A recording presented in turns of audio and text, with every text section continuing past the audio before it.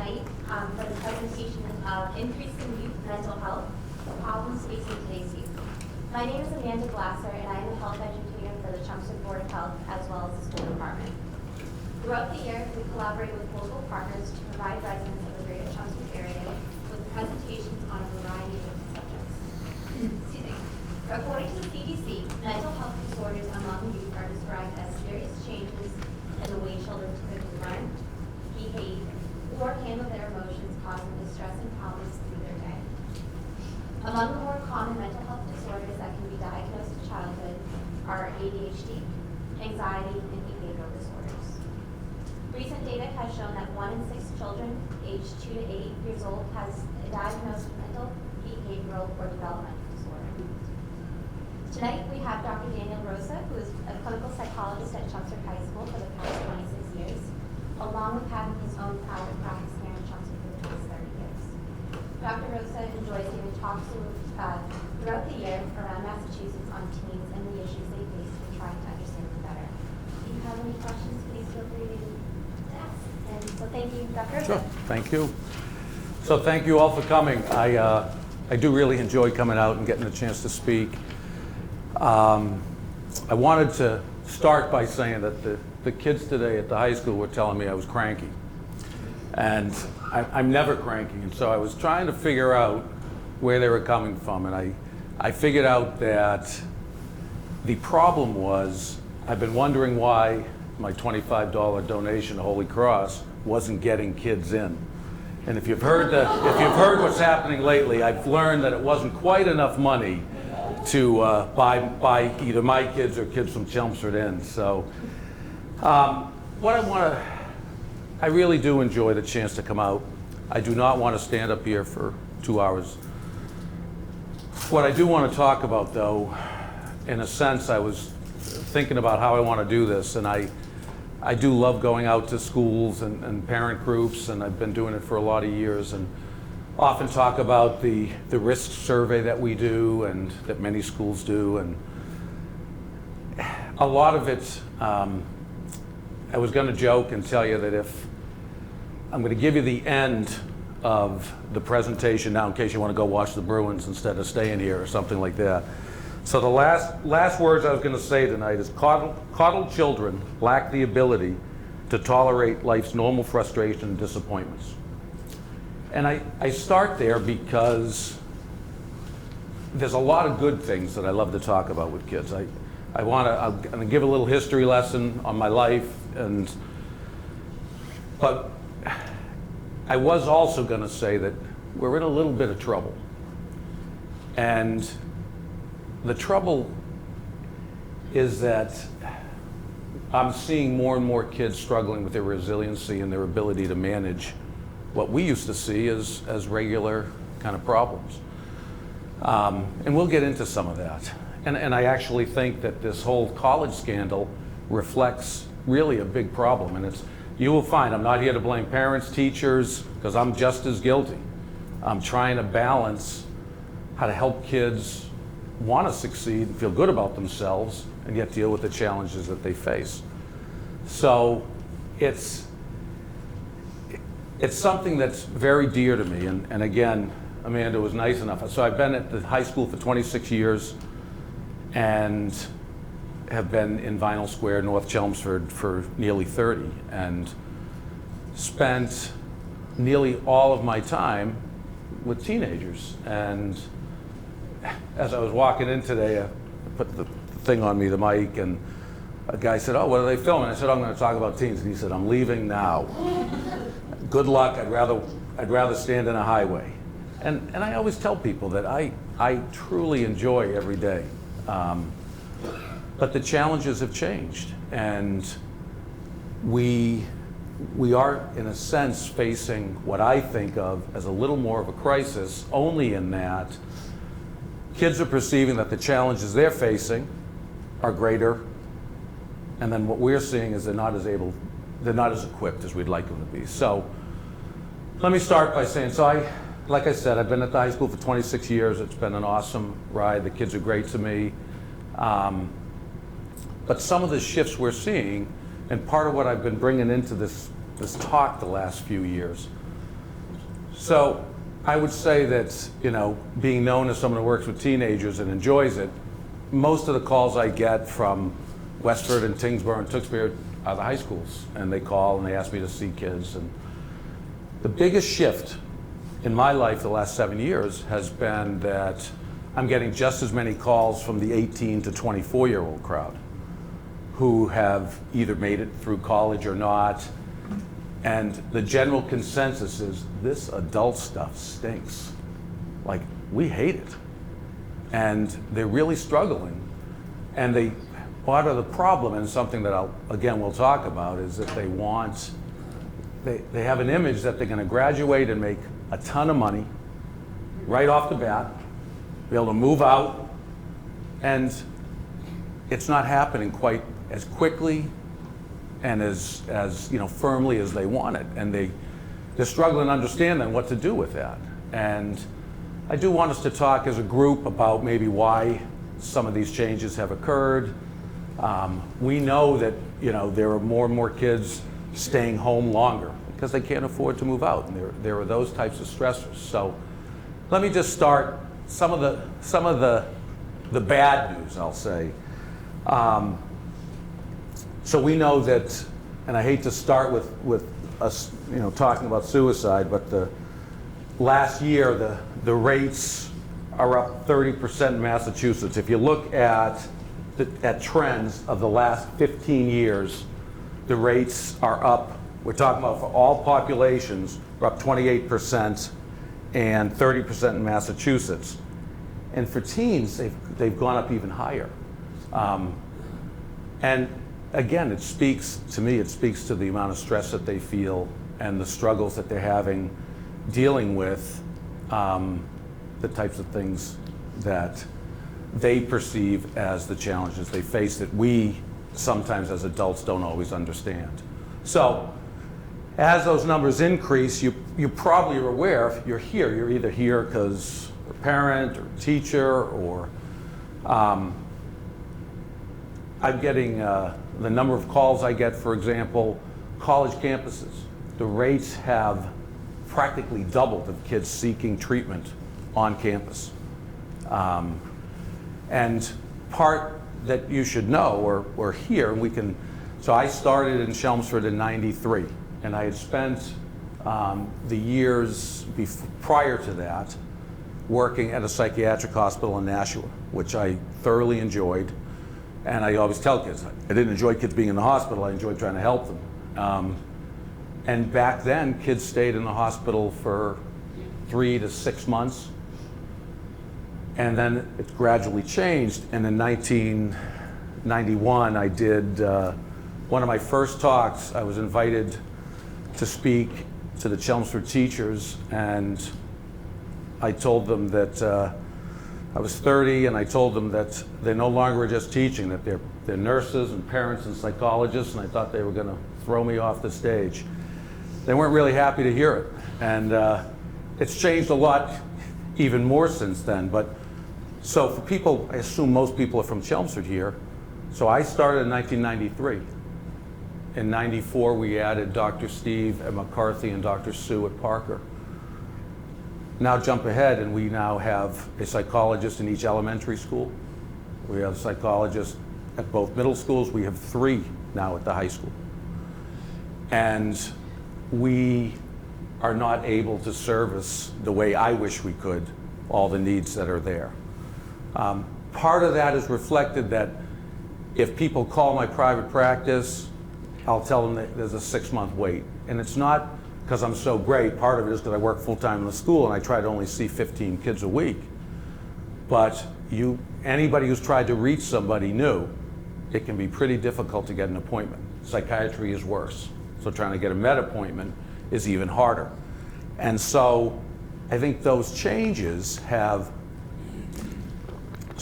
led to the schools being more of a place for where kids are seeking help. But the question becomes, why are so many kids struggling today with depression and anxiety?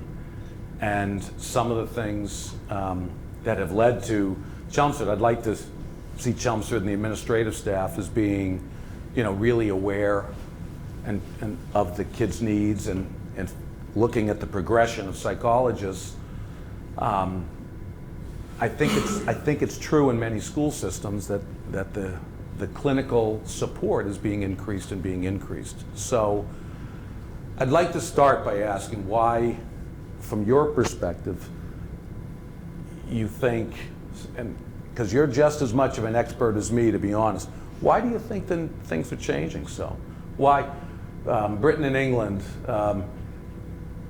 they are, those children, the teens, describe themselves as the unhappiest in the world. So it's not just a United States phenomenon. Well, I'm just curious why some people think that these changes are occurring. The number of kids, seeking help for anxiety, for depression, colleges off the wall, increasing their college campuses. What are some thoughts? Go ahead, Amanda. I think social media. Social media is clearly a big thing, and we'll talk some about that. What else? What else do people see? Go ahead. I think it's becoming easier to talk about it. So I think that more people are more apt to say, like, I'm unhappy, or I don't like this, or I need help, I need to go talk to the school psychologist. So a good thing is I think people are more aware of it. The bad part is we're maybe over aware of it. 100%, yeah. And so There's more talk about it in general. yes. And it's not as, if anyone, so I recognize some parents from the high school, and both in the past and current, and kids aren't ashamed to come see me. Now, Dr. Steve and Dr. Sue at the middle school will say they often walk 10 feet behind them and make them be up, but not at the high school. And so it's not like a stigma that I used to hear about that doesn't seem to exist. And so kids will come in, and obviously if you spend a day with me, you'll see 19 females come up and one guy, and the guy is usually sent by the principal or the dean. So that hasn't changed that much. But it is still so much more prevalent. What else? Go ahead. Like academic pressures, like high stakes testing. Like MCAS and. Yeah, and then like the same competition for colleges and what we perceive to be the best, right? Yeah. Try to get into the same school. Right. So talk about social media, talk about kind of awareness, pressure of MCAS, and all of these things I think are very valid. I think part of the struggle then becomes how to address it, because teachers also feel stress over MCAS testing, because they're at times feeling like they have to make sure their kids are doing well and all that. So there is more pressure that way. But let me bring out a few more things. So we carry these stats, which I get a kick out of. New research, today's 18-year-old is 2 years younger than 10 years ago. So talking about emotional kind of development. So one of the things that I do talk a lot about with the kids, and I started talking about it probably 20 years ago, but I think it's become worse now. Kids today we always believed growing up that our goal was to outdo our parents. And kids today do not believe that they can outdo their parents. How can you afford a house in Chelmsford? How can you afford a house in Acton or Boxborough? And so that type of thinking, I think, puts some kids on the defensive from the start. They just don't feel that they're ever going to quite make what they thought they were going to make.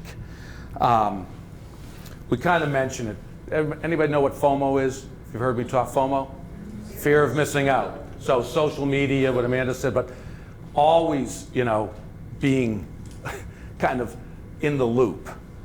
And so I just think it adds to stress and anxiety. And I didn't want tonight to get into biological stuff and all that, but if you're not sleeping enough, if you're just not going to feel well, and you're not going to be able to deal with stuff as well. And, I always tell people, I can remember, my son, who ended up at Chelmsford High, would tell me I was the most strict parent in Lexington. The whole town, I was the strictest parent. And when he finally got a phone, you know, the rule in the house was phones downstairs when you go to bed. And so one night I walked in and there he is sleeping with the phone on his face, you know, and I just had to explain to him that this is why you will never have a phone in your room again. And he was sleeping with it right on his head. And kids' phones go off all night. I mean, this is how they communicate. What you would, I see it, you know, media overload sometimes too. Just, it is always aware, and so there's so much talk about it. And in many respects, it's good. But then there is an overload, and you can never get away from it. Other things change. We don't play. You know, kids don't play as much as they used to, young kids, and I think that's a shame. And we at the high school are dealing a ton with, you know, cyberbullying and things online. So we go back to the social media and varying things like that.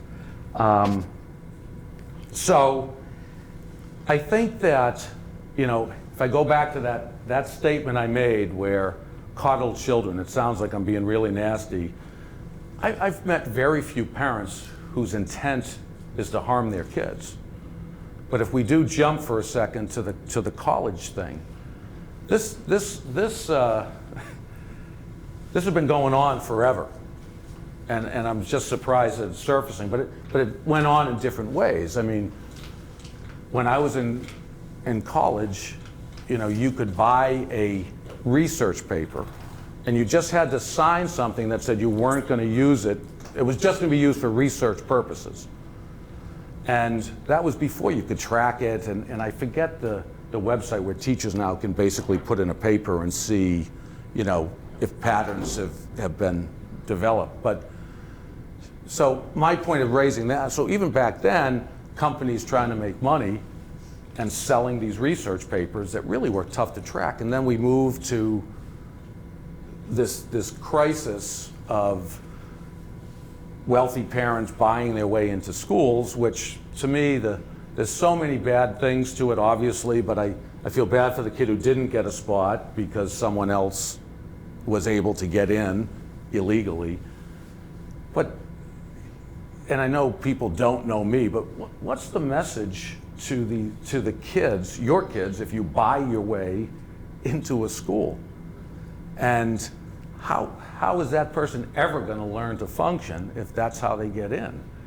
And then it starts, you know, it starts to spread. And then yesterday's Globe was how the psychologists, and psychologists are out trying to make money too. There are many who will spend time being asked to either document that someone has a disability, a learning disability, so they can get extra time on SATs. And if you can make a quick $1,000 or more, as it seemed, because like I said, my 25 wasn't quite cutting it. If you know, they were now I don't know if psychologists are criminally going to be charged, but it's really an unethical and immoral thing to do. And I will tell you, I get called not frequently, because I'd like to tell you that I'll never, I won't ever do it that way, but I'll get calls with kids saying, I have an anxiety disorder, can you write me a letter that I don't have to take a foreign language at ULowell? And it makes me too nervous. And I get all anxious, and then because I get nervous about having to take, I believe at ULowell, for most of the majors, it's 4 classes. They say, well, that affects my other classes, so I need to have it waived. A lot of people looking at, you know, having service dogs, and I get the reason for it. But I think, again, there are people asking, and my field, and this is something I'll just briefly say, it's been a kick of mine the last year. I mean, psychology wants to be known as a science, but it's really not. It's an art. And what I mean by that is the science is, you know, your knee hurts, you get an x-ray.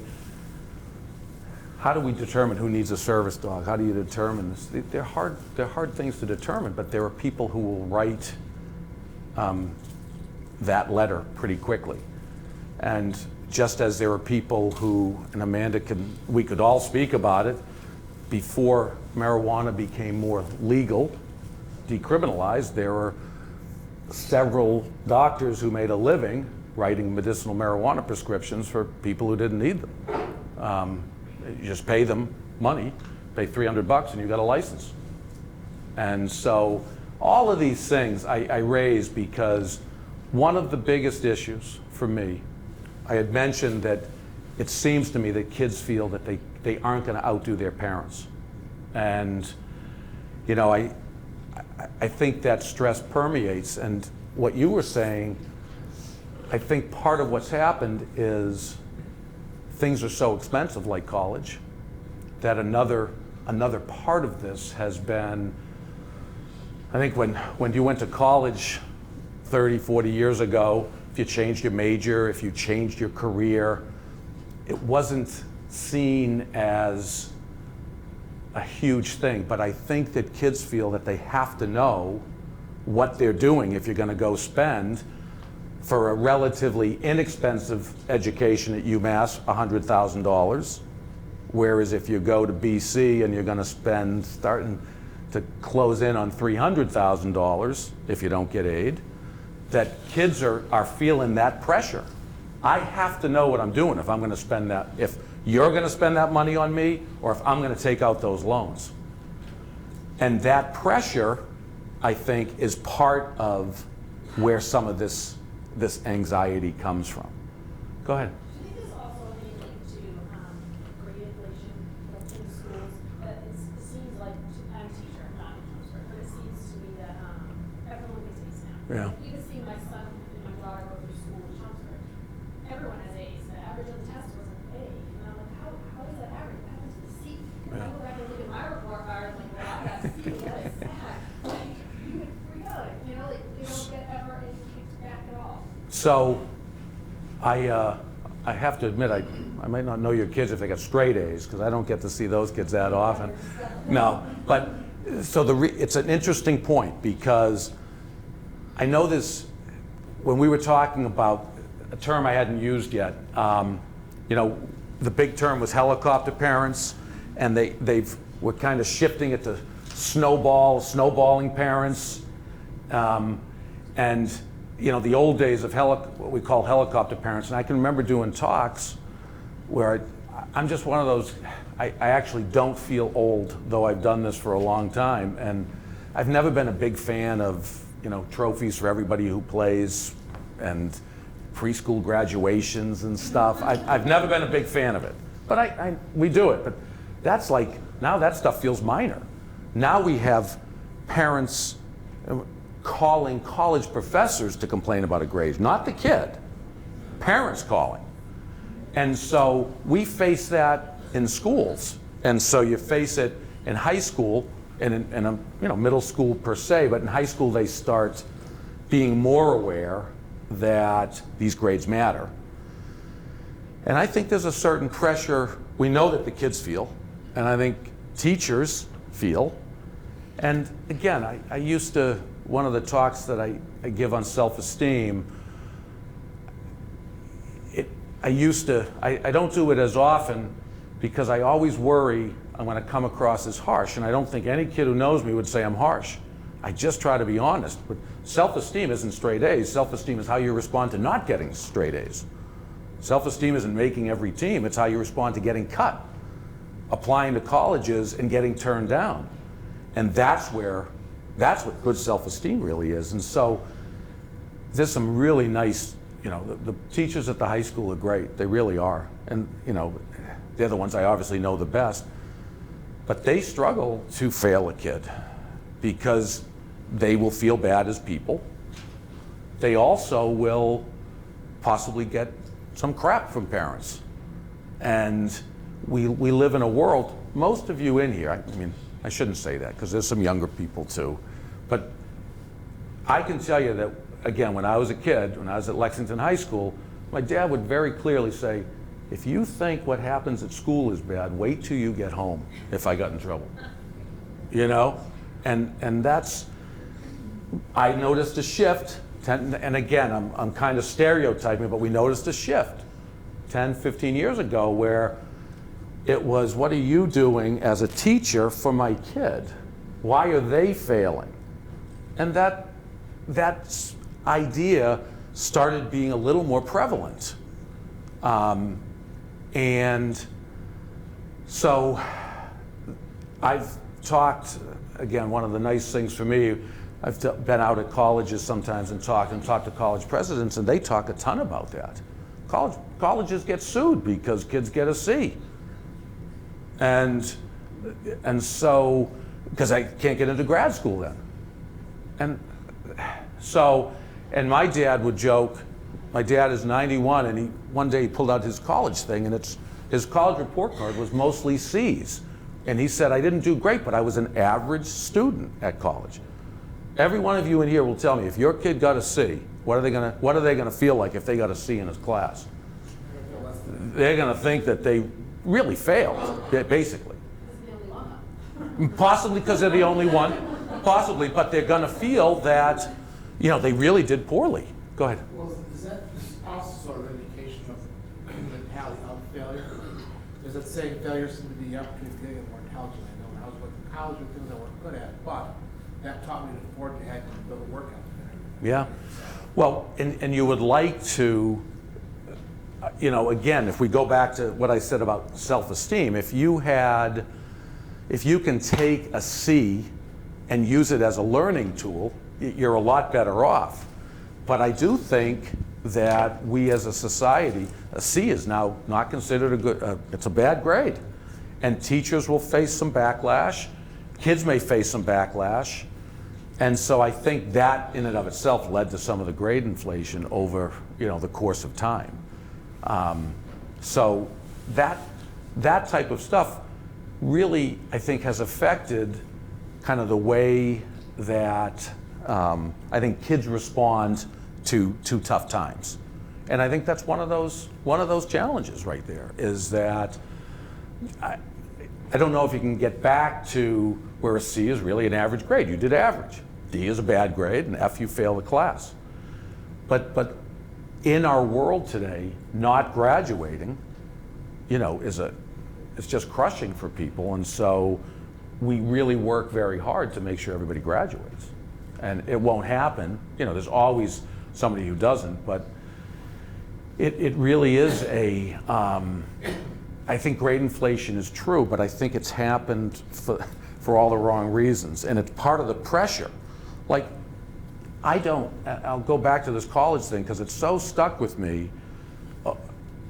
If I believe these parents' intentions were good, I really believe they were good. They were designed to say, geez, if my son or daughter doesn't get into USC or MIT, they will feel bad about themselves. So I have millions and millions of dollars, so why not help them? But I know it's, as I said, it's just a disaster. It's a disaster for those kids. They're gonna struggle. I have no trouble admitting that part of why I got my job in Chelmsford, when I was working at the hospital, it was in Nashua, and I got to meet some Chelmsford people.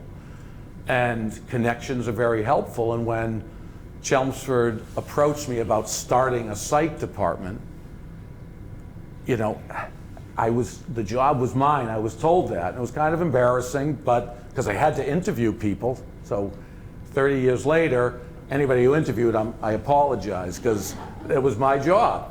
And we built from there. But that's partly because Chelmsford had this foresight to say, hey, things are changing. So I do really respect the idea of this pressure. So some of what, you know, I've added to these types of things. So we think of the types of stressors, and you guys are talking about them, and they're all very true. So kids, as we were talking about, feel like it's not as easy, and that we don't understand this, to fix problems or the decisions that they made. And so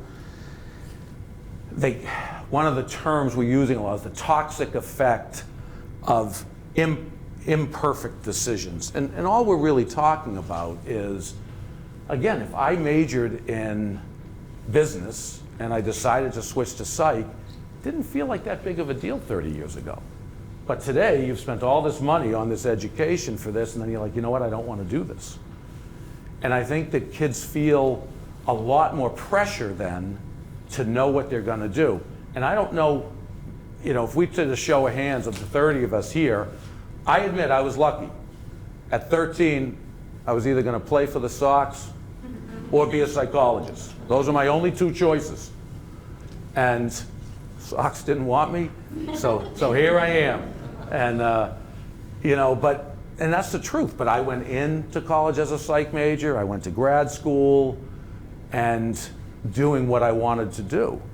But I think most kids don't know what they want to do, even as directly as I wish they, not wish they could, but maybe we'd like them all to know, but they don't know at 17, 18. And then if we take into account the newer philosophies that especially boys, males, but brains aren't fully developed till 25, how are you going to make a decision at 17, 18? But yet the pressure is there, and I understand this. The pressure is there because you as parents are paying all this money, and you're not paying for them to go drink, though you are a little bit, not intentionally. You're paying for them to experience the world. But they don't know, you know, they switch majors. Average kid switches majors a couple times, you know, 1 to 2 times. But that just tells us they don't know what they want to do yet. And then grad school becomes a whole nother thing, you know, another expense. Go ahead. That's the case that you know that most high schools are pushing for the idea of graduate that's going to a four-year university, and the child doesn't have molds. Yep. And they're sort of taking away like automotive and sort of like deciding if they don't go to tech school, Yep. don't have the time in school, and so you have a whole group of students that are just lost and floundering because they have no idea. They're not college material in their eyes or grade-wise, so they're floundering because they don't know what they want to do when they're, hey, maybe I'll go to service. Right. Maybe this is a good idea, So as, you know, it's just such a good point. And even at Chelmsford High, this place that I love, you know, cooking classes aren't offered anymore. Automotive isn't offered. Small engines isn't offered. And I get it. I get why, but we're sticking with the classes designed to help pass MCAS. You know, reading, writing, I get it. But all of those things aren't there. And so I think that there is a certain pressure today because, and I try not to be guilty of it. I mean, if you look at statistics, kids who drop, you know, you can look at stats and kids who drop out of high school make this much money, and high school graduates make this much, and associates make this much, and bachelors make this much, and master's degree make that much. And those are facts, but there are people who just aren't college bound who make a very good living because they have things that they enjoy doing. But we're definitely a college bound culture today. And part of that, I will tell you, and I promised I would not do anything political tonight. I'm not mentioning Trump, Obama, any of that. However, I will say that it's an interesting thing with some of the Democratic candidates who want to make college free for everybody. And I just think some kids aren't ready to go. And if it was free, everybody would want to go. And it's just a little, I just agree, not everybody is college bound. I do not have the skills that kids at the technical schools at 18 have. I'll talk to some kids who can take apart a computer and put it back together right in front of me. I can't do that stuff.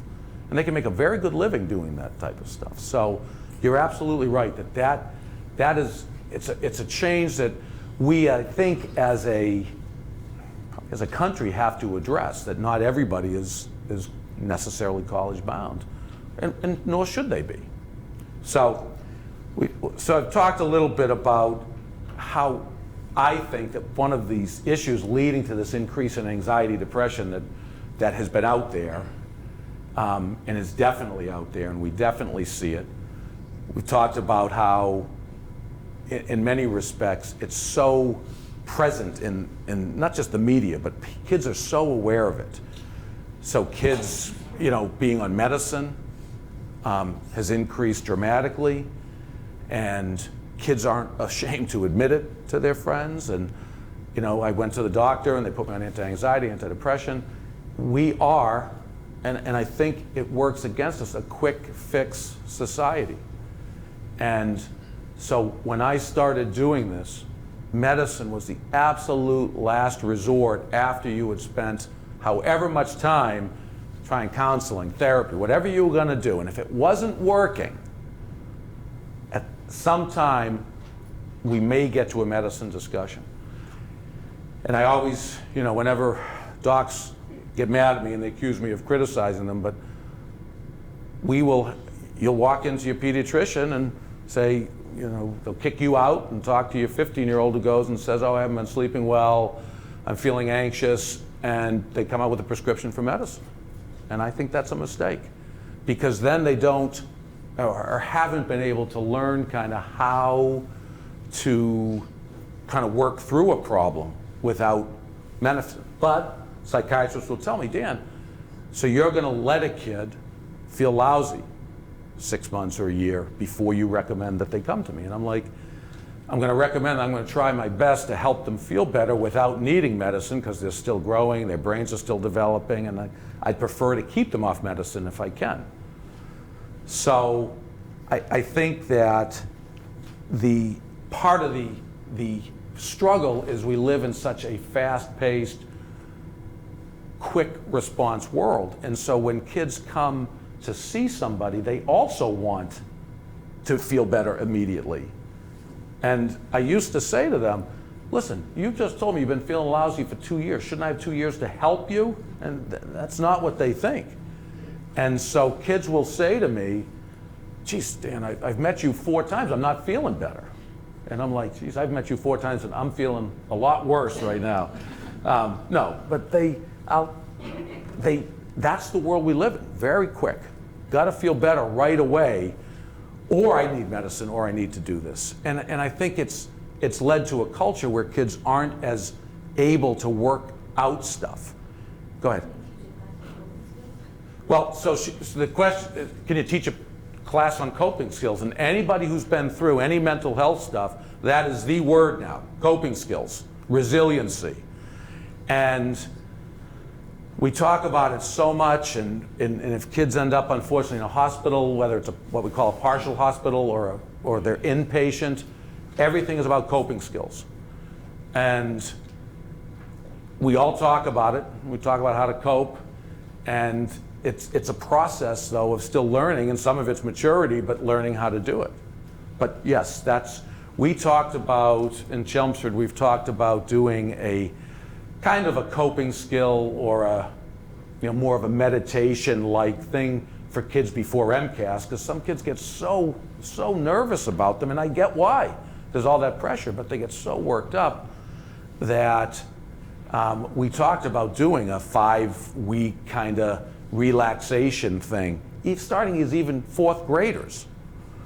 And luckily Dr. Lang's not here, because it didn't happen.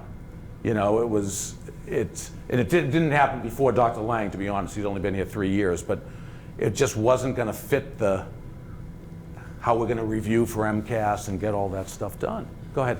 All that pomp and circumstance sort of contribute to kids having anxiety, and that you're making them, preparing them for this situation. They may not be feeling as terrible. Oh my gosh, but you're not meditating now. Yeah. Terrible. No, it's a very legitimate point. Like we talked about, it's all so out there, and that I'm not always sure it's best.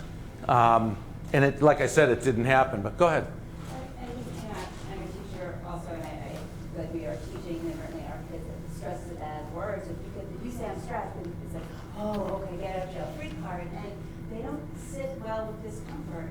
Like they have a student who wanted to tell me something, and he's 17, he's waving his hand, and we're like, 1 minute, he could not. He needed Right. to work now. It wasn't ADD or ADHD. He's like, he needed to be heard. No, it's very- And I called him and he's like, oh, I forgot. And I'm like, right, well, you should write down what you want to say, because you cannot always be heard when you want to.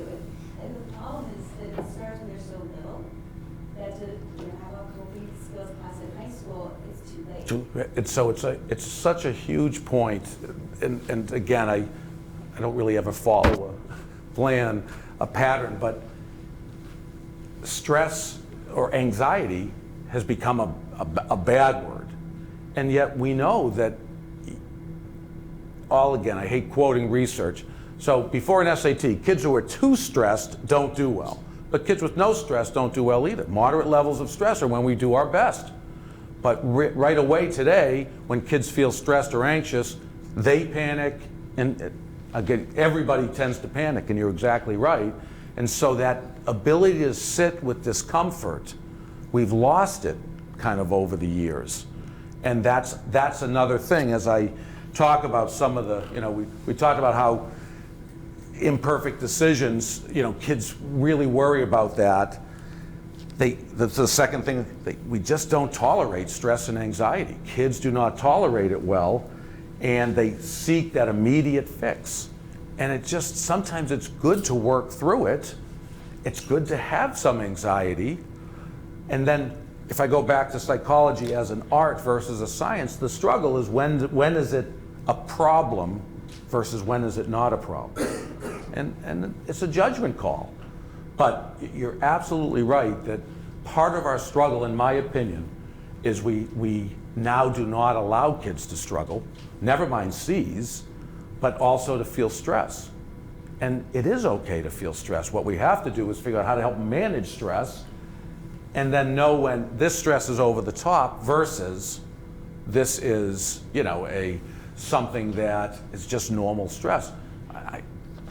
I do tell kids all the time, kind of what you're implying. Before an SAT, you're going to be nervous. Of course you are. When you go for an interview, you're going to be nervous. When you go, to a college interview or a job interview, you're going to be nervous. So then they look at me and they're like, so what am I going to do? And I say, well, the more times you go in an interview, guess what? The better you'll get at it. So kids will say, I don't really want to go to this interview. And I'll say, why don't you go just as practice? What are you going to do for the hour? Play video games, do whatever, go for an hour. But because the more you do it, the better you'll get at it. And so that is definitely true, that we don't necessarily allow, I think, enough kids to struggle. But then, to be fair to parents, who wants to see their kids struggle? It hurts. You hate seeing your kids struggle. You hate seeing them upset. You hate seeing them not get into the college they want, or make the baseball team, or whatever it might be. And so, again, I think when I go back to the college scandal as an extreme example, I don't believe they were trying to do anything awful. It was illegal what they were doing, but I think they were thinking they were protecting their kids in a really bad way, especially with the kind of talk, what we're talking about tonight. Their attempt to help is so misguided. And again, if you talk about coddled children not being able to tolerate life's normal frustrations and disappointments, not being able to get into UCLA or Harvard or MIT shouldn't be a shock to anybody. And I spend time with kids all the time saying, the good part of applying to good schools is you have to learn to deal with some disappointment, because you're not going to get in everywhere. And that's okay. So our self-esteem getting tied into, I got to get in everywhere. I got to get an A in every class, or somehow I failed. And I think that message, somehow we have to adjust and change. We talked a little bit about FOMO and just fear of missing out and how available everything is. And I read more and more about, families having 3 days with no electronics, no media stuff, and how helpful that is. I know kids don't like it, but I do know if I gave you any bit of advice, I would tell you to have kids not have their cells in their room. And if you go back, I'll say 15 years ago at Chelmsford High, if you had your phone out, we'd take it away, and then 5 years later it was you can have it, but you can't have it out. And now it's in class, it's a calculator, it's everything. And in fact, just about anybody under 30, I would say, doesn't have a landline. That's your calendar, your phone, your alarm, everything. And so you really, our importance of technology has grown so much. And in fact, we talk about therapists now using that technology because kids are always on their phone, as using kind of like, kids will come in and show me fights, and I like on their phone, because if it's in caps, it was a bad thing, obviously. So, but they'll show me their fights, and we now talk through them in terms of trying to help. So the other thing we've talked about is just the, how okay it is to just, we know it's okay to be anxious, but it's always, kids are always aware about anxiety and all the struggles. And part of what we're finding is they just don't think they're ever going to end. And they just worry and worry that they're just never, all the struggles. And again, whether it's, from a grand scheme of the country being divided politically, to the cost of houses, to all these things, they just feel like they're never going to be able to quite make it the way they wanted to.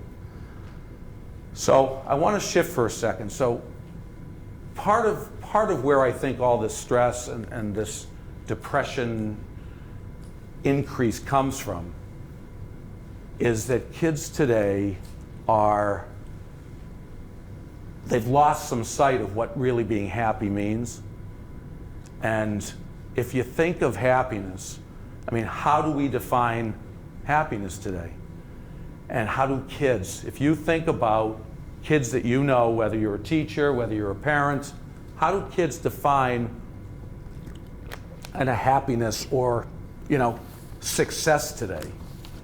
How do you think they define it? What do you think they find the most important? We know, what I should have asked it differently. Yes, they're going to focus on their friends, kids in high school and stuff. But they look at it as wealth, material goods, grades. Those things are what's going to make me happy because it's going to get me to college, it's going to get me a good job. And what we're finding is that none of that's true. Now, I tease people. Having, money so that you can go on a vacation or whatever certainly helps. But money in and of itself isn't going to make someone happy. Material goods don't make someone happy. And I just feel like because of the pressures of getting to that best college, how expensive it is, somehow it's kind of translated into how important money is. So what I said to you right in the beginning, wonderful kid who is graduating from college and is absolutely in a panic because her first job offer was only $40,000. 22-year-old kid, bachelor's degree in criminal justice. And I'm not, believe me, criminal justice, psychology, sociology, you're not exactly going to be making oodles with that type of degree. $40,000, and she is in an absolute panic that her life truly is practically over. And she's so focused on, Dan, how can I live on $40,000? Can't buy a house. And I'm like, you're not 22 yet. You've not graduated. She's graduating in May. When you buy a house, you may have a partner. You've worked for 6 years. You've gone back to school. There's a lot of things that can happen. But she's so focused right now that she will not, and she is absolutely torturing herself. And I think of $40,000 at 22 is a pretty damn good salary. It's a pretty good start. And where do kids go today when they're 22? They live at home. So I don't think that that's that bad. So then also like the flip side of it, like we can't have live without that, we can't have happy without sad. So they never kind of see the flip side of it. All they have is like what's in their head of maybe what will happen or what will it be like if I have no money. Like $40,000 seems like nothing because then I won't be able to afford, my expensive clothes and this because I haven't had like the other side of it. I don't know. Just a thought. I feel like we kind of get rid of so much risk for little kids that when the risks are little, we don't let them take them. So like when it's little mistakes that don't make, they don't get ever to learn that. Right. Until they get too old, the mistakes are too big for them to make. Like MCAS, like that is, I know it's 10th grade, and I know like there is testing from like 8 a.m. till 1:30. I had students testing Yeah. They answer 2 days in a row. If they fail it, if they don't graduate, Yeah. that is a big Yes. mistake for a 15-year-old. Right. Like to have to face when Yeah. they never got, when they didn't get it, when like in 6th grade they got all A's and they didn't even try. Right. So yeah, Chelmsford High just went through the English, and we had, besides the fact that it switched to the computer and everybody was doing it on the computer, we literally had kids doing it till 2 o'clock, and so not, in my eyes as a psychologist, I'm not a teacher, not only did they miss a day of learning, they had 6 hours on this test, and the stress of that is very high. But your point is well taken. It's not just that word happiness, but it's really what defines success, and what does success mean? Go ahead. But also, you have a sense of being happy now. 'Cause I come back- That gratification, I went to immediate. school in New York the other day because we preached the same thing. And I was in high school, it seemed like a big deal, but now that I'm 40, who cares? They just keep Right. the same teeth. They Right. seem like a huge deal now. Now that Right. I'm older, they weren't. Right. Though, as you said, if you didn't pass, you don't get to graduate. But But still, that's temporary. Yep. You go to community college, Yes. you go to good college, you go to grad school. I have Right. friends that did that. so one thing I often talk about is, with kids, is trying to get them to see that high school is this much of their life. But we do know that when you're 16, it's this much of your life. And so when friends turn on each other or change and things, it feels like it's a huge thing. In hindsight, you're absolutely right. Absolutely right. That we know afterwards, I loved Chelmsford High School. Not every kid does. And, I loved my own high school experience. But so many kids struggle with it. And then they'll say, if this is supposed to be the happiest time of my life, I'm in deep trouble.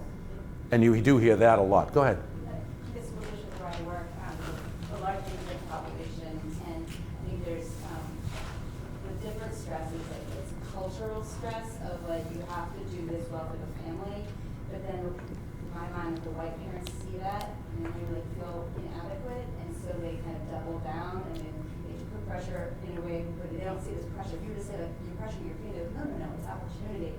And, my daughter's best friend, when they were 3 years old, the mother said to me, well, let's send her up to soccer now. She'll never be able to get on the team in high school. She's 3.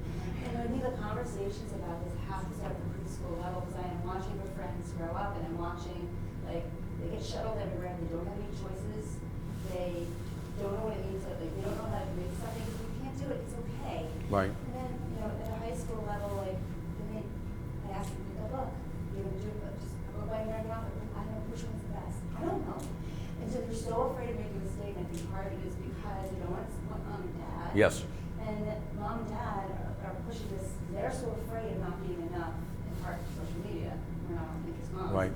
But I actually think like it's so layered, and it starts in preschool, and it's just. There's a couple examples that I wanted to throw out. I've never been, I really enjoy, one of the things I love at the high school is going to games. And kids, we've started a switch where everybody's playing club and AAU, and again, money driven. And then, the connection with their kids and stuff, the kids from their school, sometimes takes a hit. And I think that's terrible. And I try to tell kids, my view has been, I was lucky enough, because I love baseball, I coached Lexington High School for a while, and I coached Daniel Webster College. And I truly believe that in today's world, with all that we're talking about with the media, if you're a good athlete, you're going to get seen. You do not have to play on a club team that costs thousands and thousands of dollars, but we're back to that money thing again. And if if all of my buddies are playing, I'm going to fall behind if I don't do it. And it's another part of this mentality, I think, that as I've been going out to different areas and different schools, that bring out more, because money, I understand why it's so important, but trying to stay caught up with everybody is really an issue. I'm from Lexington, and they hate when I mention these things. A guidance counselor, this was a decade ago, got in trouble because going to a state school was seen as a failure in a town like Lexington. I'm like, you got to be kidding me. And the state schools are great education.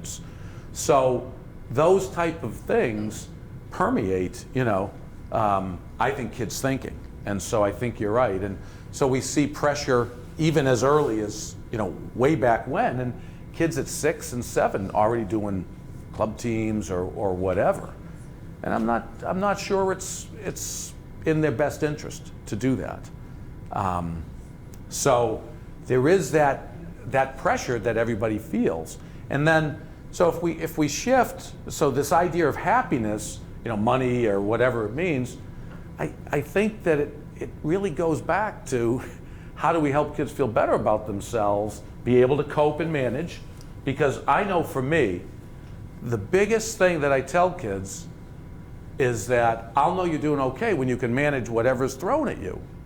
Because you should face some challenges in life, and you should. I mean, you want to keep them at a minimum, but how you resolve those challenges is probably the most important thing that we can offer to them.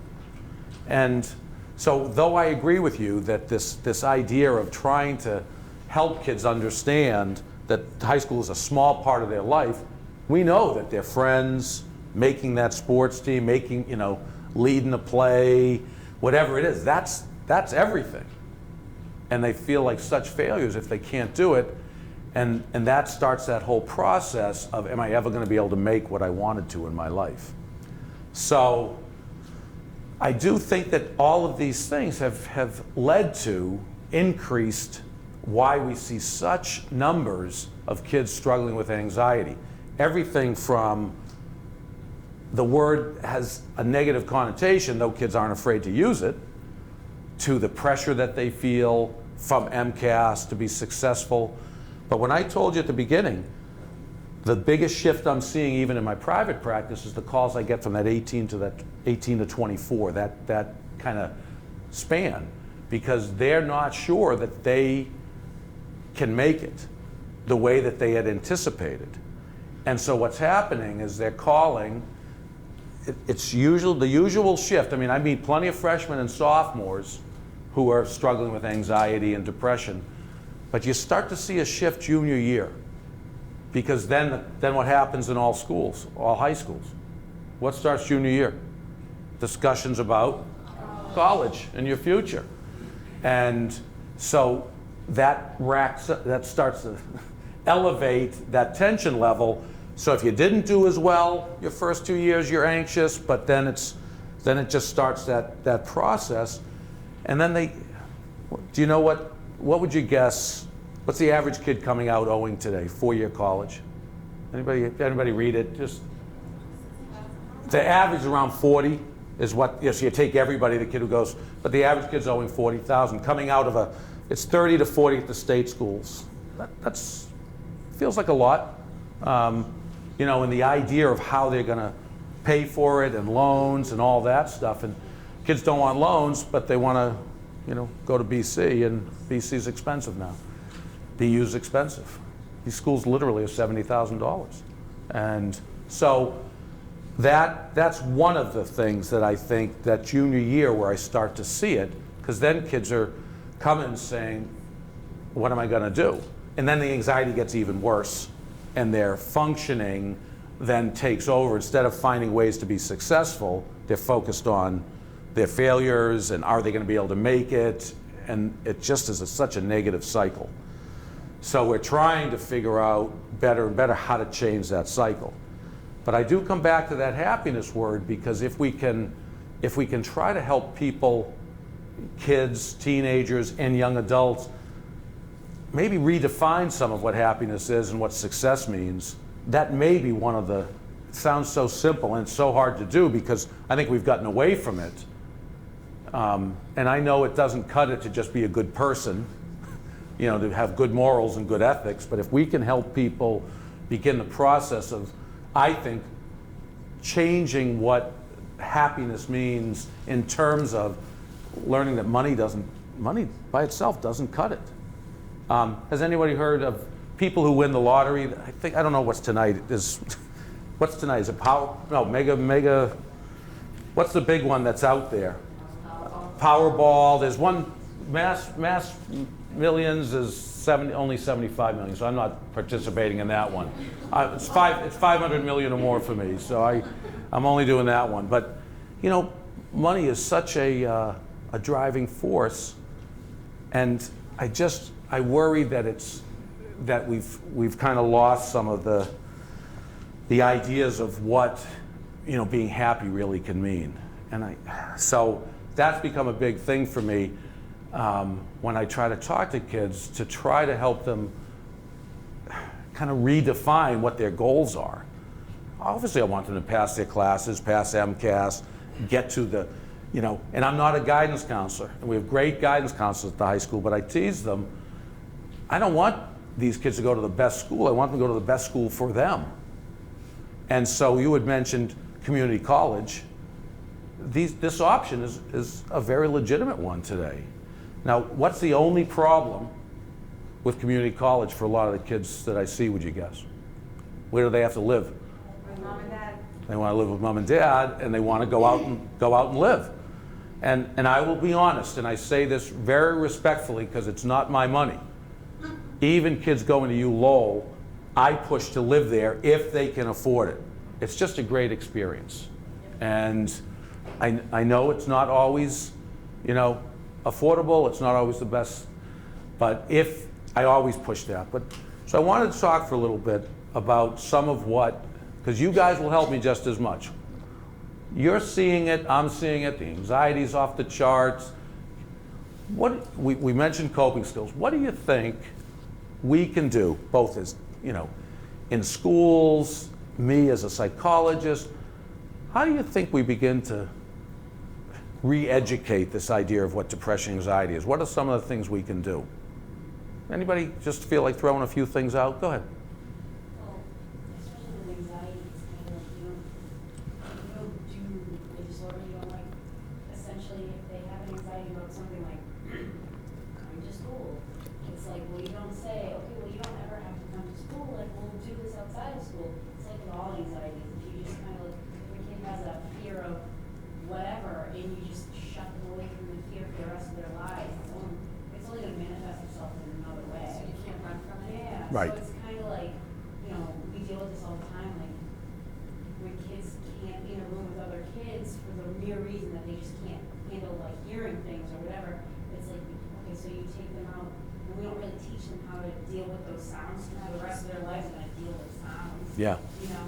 Yep. And so we struggle, you know, too, as well, so you struggle with that. It's like, well, you can't fix all of the things.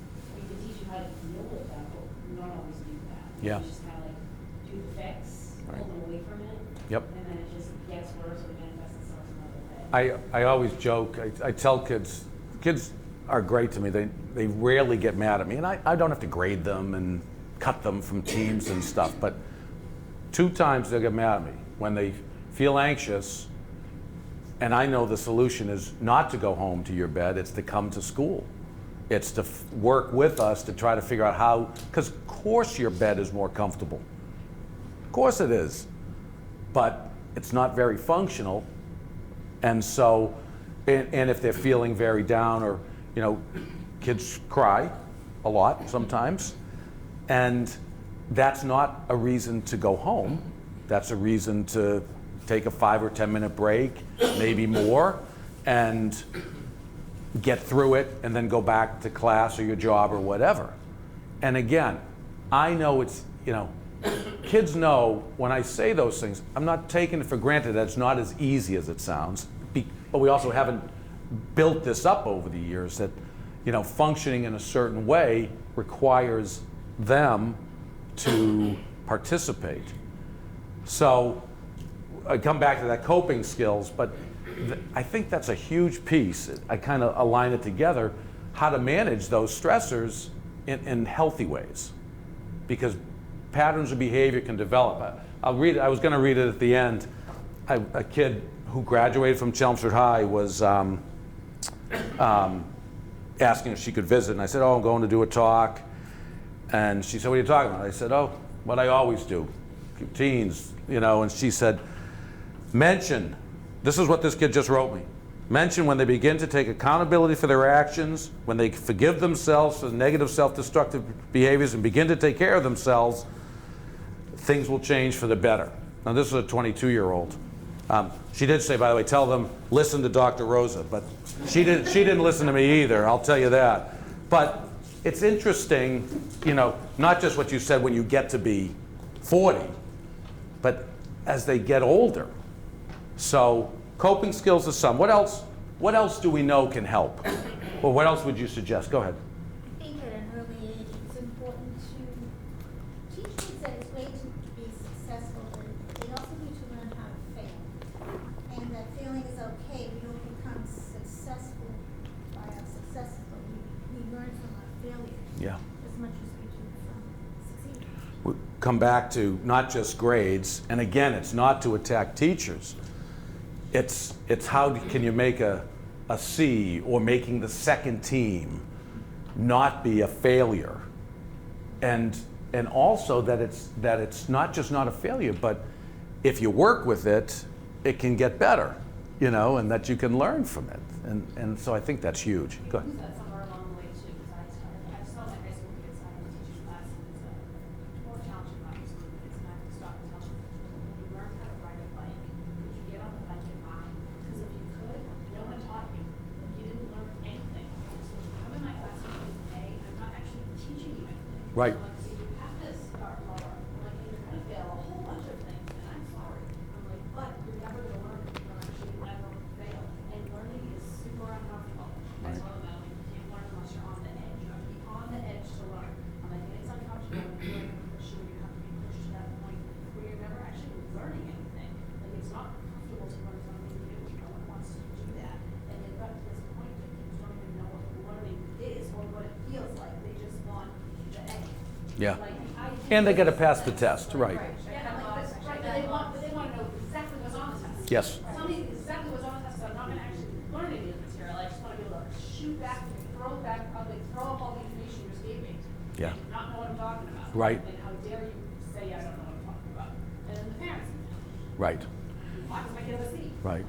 And I do. I joke. Well, I joke sometimes that and my intent is never to criticize parents, teachers, myself. You're always trying to balance, you know, how do you help a kid feel good, and yet how do you teach them what that means? And failing, you know, making a sports team, but the second travel team at age 7 isn't failing. But it's really a true problem. And again, I do think that whole college mess is just an extreme example of that. And we're gonna, you know, it involves so many different layers. Not only, like I said, psychologists, you know, faking test results, to all of that stuff, all designed for status. And, you know, I will, you know, when I got this job in Chelmsford, I did know that part of it, I got it because I had met a lot of people from Chelmsford and worked with some kids, but I also know I had to come in and produce or else they'd get rid of me. And, you know. They want an A, you go to the homework, and then look at you and go, Right. well, why didn't I get 100? Yes. You do and the work. Right. And they go, well, can't I bring it tomorrow? And that's a really, and this is where my respect for teachers and parents. So you have a kid who's sick, misses some stuff. Is there a time frame when they can make it up? Can they make it up at the end? What invariably happens a ton at the high school is, so our grades close Monday. The term ends, the third term. And there are, you know, there are teachers who close the books Monday.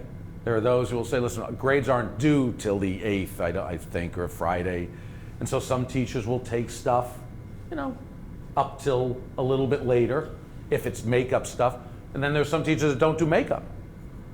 And the number of kids now who are in a panic because their grades are low and they miss stuff, and now they're like, you know, can I make this up? And some teachers are like, well, no, you know, and then we will actually get emails and notes from parents or that, Johnny was out sick, so why can't he be allowed to make it up? An absence is different than kids who are actually like there. But what if it was a month ago? Oh, absolutely. Sitting in my class and just didn't want to do it. Absolutely. You know what I mean? Like that's like a kind of two different Right. sides of the same thing. Right. Like, kids also like want it all to be fair. Yes. Like I say all the time, there's nothing in life is fair. I don't know, like fair is something you made up Right. for a 2-year-old to a 6-year-old.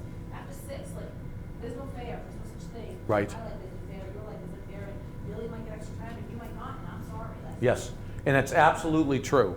And I do talk a lot about that because you always hear that it's not fair, or this kid was allowed to make it up, and I just know that everybody has their own thing. But I only raise the issue of makeup and stuff because it does vary between teachers and reasons and all that stuff. And again, I think as parents, you probably can be helpful by modeling what I'll call good behavior. And I go back to all those people being charged with the college stuff didn't really model good behavior. They showed really bad judgment. And to spend $1 million to get someone into USC just sounds so absurd to me. And one thing I hadn't mentioned, we do know that, you had mentioned again the community college, or not everybody being college bound, but it really doesn't matter where you go to school. A 4-year degree is what has shown us, when you look at results 10 years down the road, it's the 4-year degree that matters more so than where you went, short of the kid who probably went to an Ivy, but most of us aren't going to Ivies. And so it's not as important whether you make it to Providence versus Salem State. What matters is if you're a college-bound person to get that 4-year degree. So we do know that's true. And then I think for parents, if we can model what I'll call that good behavior, that will be helpful, just as we try to break this cycle of that it's not about just how much you make that makes you happy, and it's not about just getting to that best school. Because I really want kids when they leave high school to have a great experience the next step of life, whether it's taking a year off and working or whatever they do. So that piece is important. What else? Go ahead. Also, I think it's important to remind kids, and I tell my daughter says all the time in sports, if you want to be the best, you can work the hardest. Hardest. Not that people who just were successful, they were just sort of down there overnight. There was a lot of hours that got spent putting their heart into the craft of safe. Yeah. I think it's real easy for people just to go around. Best basketball player in the world, but he always puts $1 million a year in his body. He's always in the gym, we don't see that. Right. We always talk about, everybody does talk about Michael Jordan not making his team, blah, blah, blah. Yeah, his high school team initially, and I still think Larry Bird was better, but I won't get into that. I'm a Boston guy, so. But he, I do think, and it's one of those things, it sounds like I'm being so critical of this generation of kids, 15 to 25, they have lost a little bit of that work ethic in terms of when I work hard, good things will happen, and if I don't, you don't do as well. Sometimes you can work hard and still good. And then I was just going to say, and sometimes you do work extra hard, still doesn't work out that way. And instead of that feeling like, what a waste, it's like, hey, I'm always proud of kids for working hard. And I tell kids, so sometimes kids will come to me and they say, I'm too stressed and stuff. And I'm like, listen, I'll put you in kindergarten and you'll do great. But what are you going to learn out of that? Go ahead. I see too that, so I teach English, and for the most part, we do writing as a freshman one class, because what happens is when you allow the writing to go home, parents do it. So, and you have this thing, if you're doing it on a doc that I own, I can see that as a history. And so a parent got upset because I ended up giving the kid a very low grade, and the parent emailed me back and was wondering why, and I said, well, because you wrote it. And he was like, at first there was no response, and then we had met, had a little conference, and I said, I can tell 2 reasons. One, it didn't sound like your child. 2, I could see your history. He didn't know that we could do that. Oh. We could see the history, and I said, did you write it well? You're right, but it's not him, and what are you teaching him? Yeah. If you're just doing, and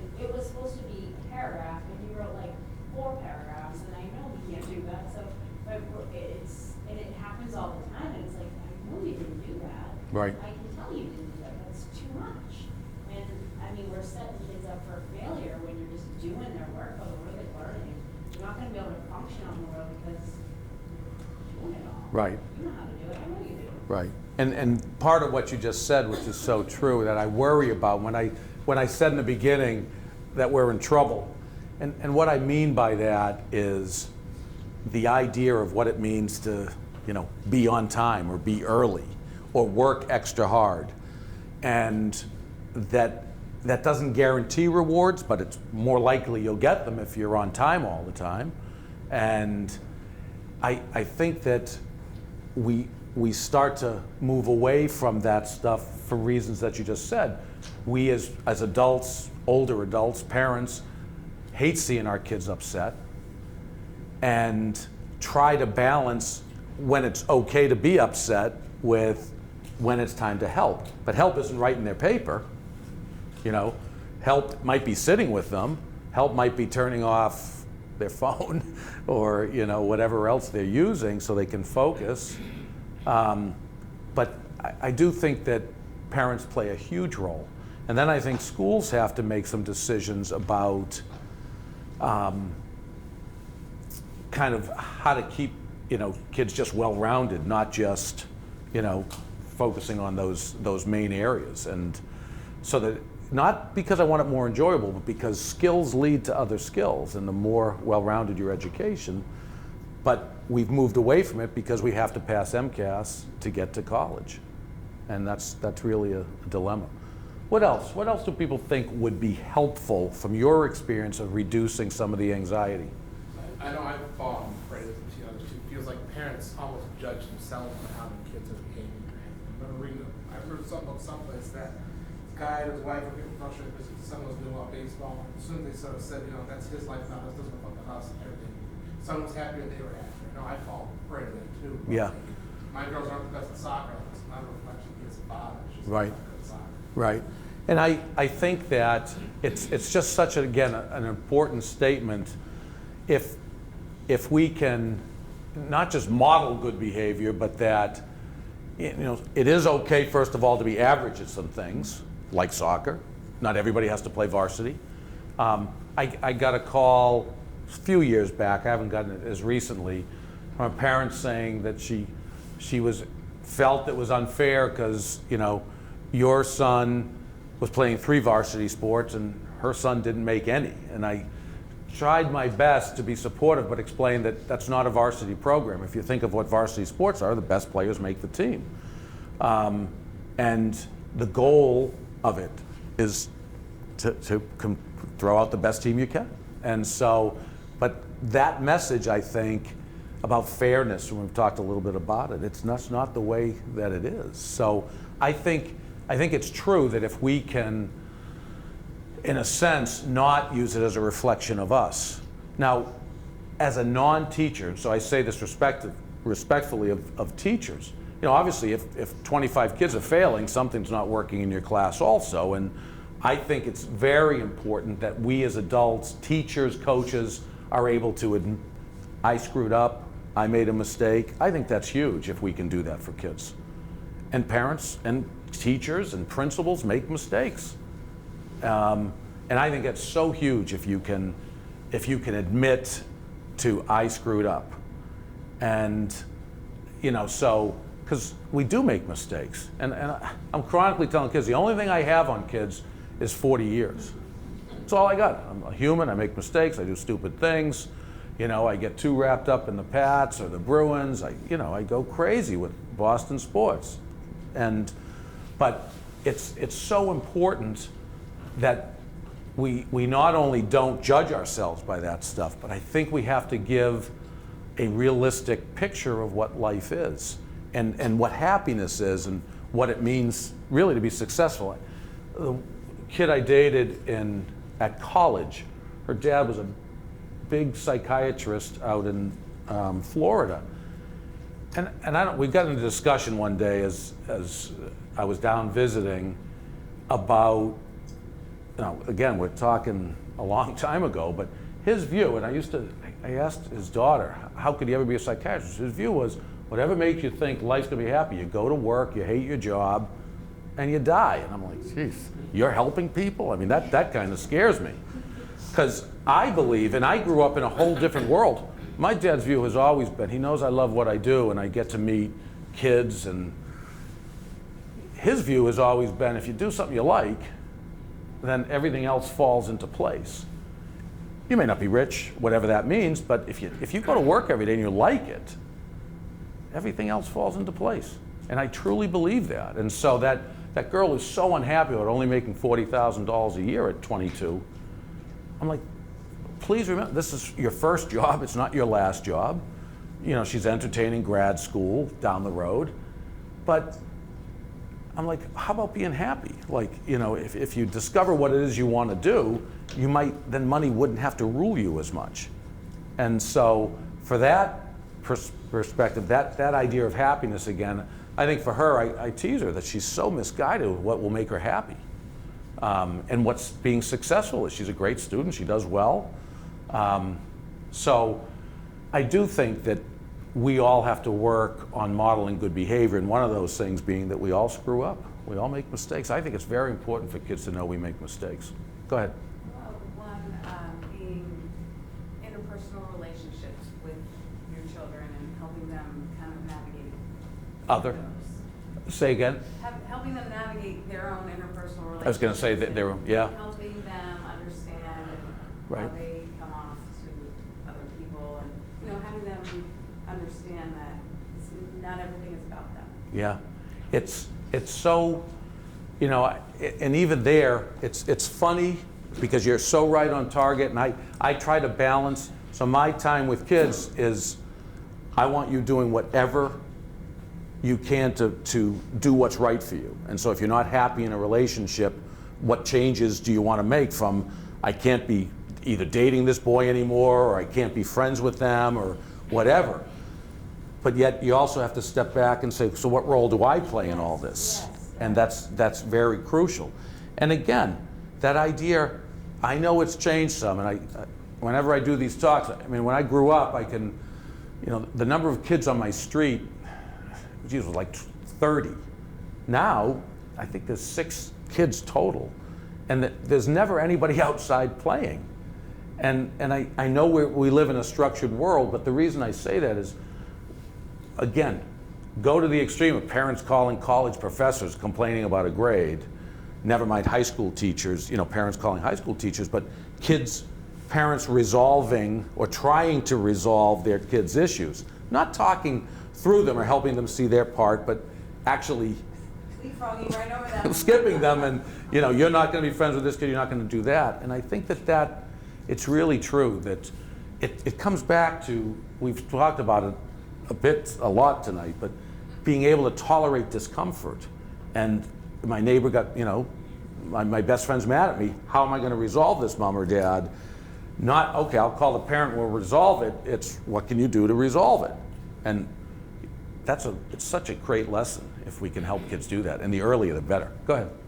Just linked to it makes me think of, you know, whenever I'm tempted to like give it to my kid or give it to a student, like a lot of times I have to have the wherewithal to tell myself consciously, take a step back, is this helping or hurting? Like long term, is this, what lesson am I teaching? And I think, you know, people could get to a point where that becomes part of their practice, would be in a better place. Is this a Band-Aid solution? Am I doing this to shut you up, or is this actually going to be helpful Right. for you? And you mentioned, and it's so funny, again, that word long term. And we live in such a short term, immediate fixed thing that we don't necessarily think long term. And I still believe, and I harp on kids that, you know, if they didn't do well in high school, that's only this part. So you can do better in college.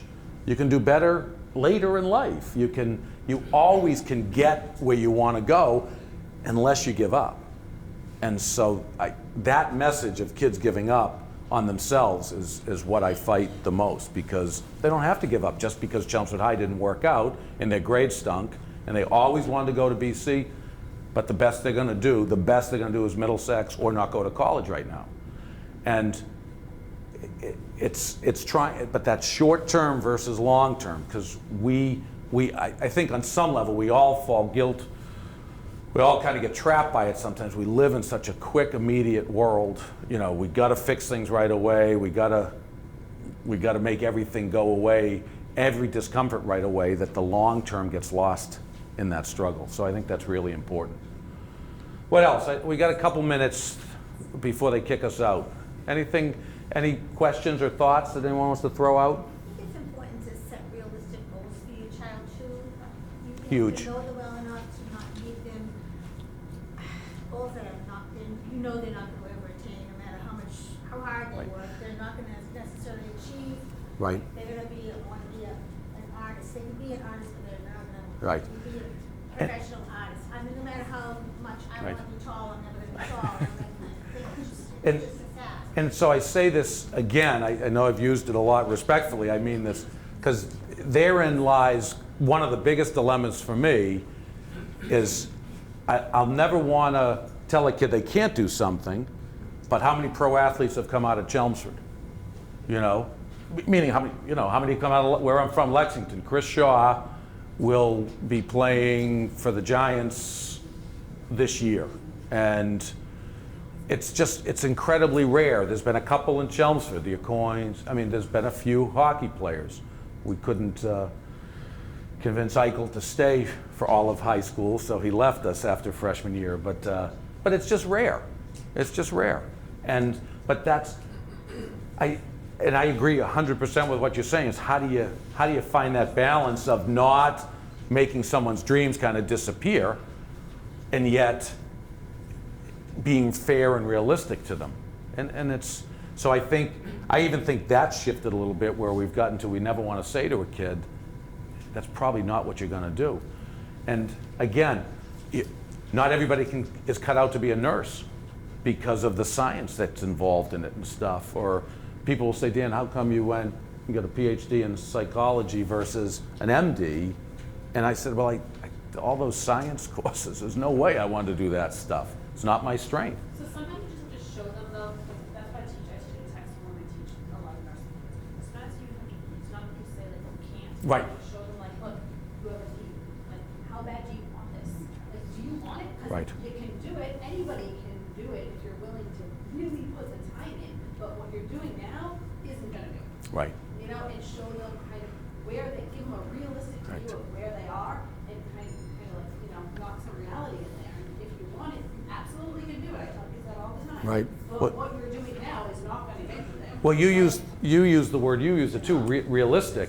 I have no trouble when kids say, Dan, can I do what you do? And I'm like, absolutely, but you got to go 4 years of college and 5 years of grad school, and they're like, no way. No way am I going to do that. And I'm like, that's how you do it. I mean, and it's, I would never embarrass a kid. And you guys who know me know I wouldn't do that. But sometimes, kids are failing out and they're like, I'm going to get my law degree or something. I'm like, can you just get through high school and then we'll talk about what's next? But that realism is so important. And that gets back to kind of modeling the types of behavior that you want to see, I think. Like I say, calling a teacher and saying, hey, tell me how I can help my daughter is a lot different than, you screwed up, you're the reason my kid's getting a C. That's not going to get anybody anywhere. So go ahead. It's also thinking, the kid who wants to go to BC probably doesn't know why he wants to go to BC. Right. Like when I was a junior in high school, I'm like, oh, you have pretty and my babysitter went there, so I want to go there. Like that's not a reason. Yeah. And so I think that's also like they don't really know. They just know that like it's a good school at mom is psyched about the idea. Yeah. It's really hard because part of this realism, I think, and it's something I'll ask of everybody in this room, everybody who's got kids in high school, I think teachers, but I think parents have to do it. And I know some parents get angry with me. I think probably, maybe ninth grade's too early, certainly by sophomore year, you have to start having a discussion with your kids about what you're willing to pay for college so that they get to see what they're gonna owe. And again, I know these things are easy for me, and I always tell parents, I'm in the easy seat, I get it. I can sit there and say, hey, pay the $10,000 for your kid to live at U Lowell, it's worth it. It's easy for me to say that stuff. Make your kid come. I know they're crying, I know they're not feeling good. Make them come. Those are easy things to say. But parents who don't have that discussion with their kids, and then after they've applied to Stonehill and the parent says, well, you can't go there. And it's like, what? And the kids come in crying saying, that's where I thought I was going. Well, you can go, but it's going to cost $50,000 a year, and we're not paying for that. I think that discussion has to happen early. And because I think we owe it to them to say, and I have a lot of kids, back to that 18 to 24-year-old group, that have left the college they went to, BC, because their brother's girlfriend went there and they loved it, and they didn't find out till sophomore year that they now owe $100,000, and they're halfway through their college education and they've transferred to a state school or whatever. And I just think that conversation has to happen early, because the importance of money has become so big in our society, and I get it, it's so expensive. Yeah. I also think it's worthwhile, and it doesn't happen all the time, sometimes, that you don't talk about, like, if you go to the 2 years at Middlesex, then you can transfer to the state school, and you got school's diploma. Absolutely. Or, like, I just recently found out that various schools in New England, UVM being one of them, I mean, you may be one of them, that you get Massachusetts tuition. Yep. I didn't know that. They made that change 2 years ago. I don't know if everybody heard. So UMaine, anybody who goes to UMaine will get in, will be treated as if they're a Maine resident, meaning the cost. I So, talked to 2 seniors that, and they were like, really? Yeah. And one of them is like on the fence. They're like, what is that? right, right. And these programs exist, but, and I agree that they're, the programs exist where if you go to Middlesex for 2 years and do well, you'll get automatic admittance to ULowell as a junior. And if you don't like the Middlesex name, meaning as a kid, when you graduate from ULowell, no one knows you went to Middlesex. You're a 4-year degree from ULowell, which is a great school. That's an issue, meaning trying to convince kids. The hard part of that, like I said earlier, not living at home isn't hard, but some kids are just ready to move out and try it. And so that's one of those things. Sure. What's your therapy for a kid who has lost hope? Whether it's a person that's maybe 25, they've lost hope. They don't have any. Yeah. They stay right there. They don't progress. They don't grow. And maybe they turn to alcohol or drugs or something like that. And then in this endless loop, how do you give them back hope? I'd probably end up addressing it. So the question was about, again, hitting that 18 to 25 or even older when they've just lost hope. Things haven't gone as they wanted and they've kind of stopped. And I find the hardest thing in my field, kids will always ask me about, like, Dan, help me get motivated. I'm like, geez, if I could do that, I would have retired a long time ago.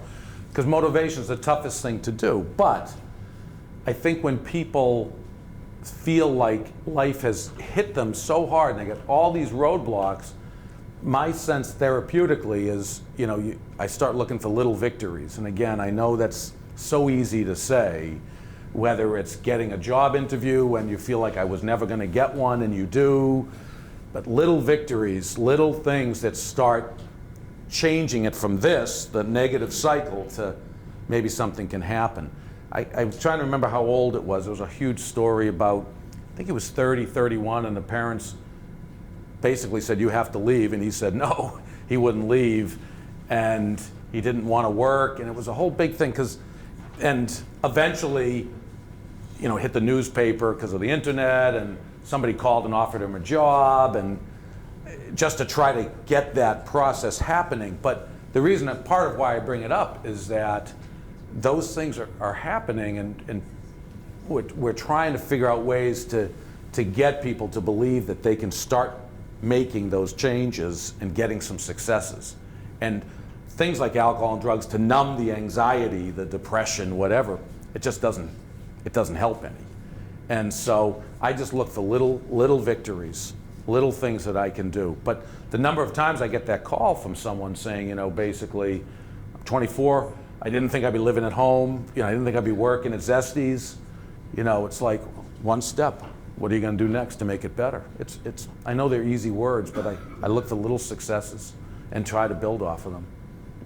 Because like I've said, that's the biggest change in my private practice, is that call from that age group. So listen, I know I got to wrap up. I truly appreciate everybody coming, and I hope that it's nice to see people, and hopefully I'll see everybody at some point. Thank you for coming. Bye. Yeah.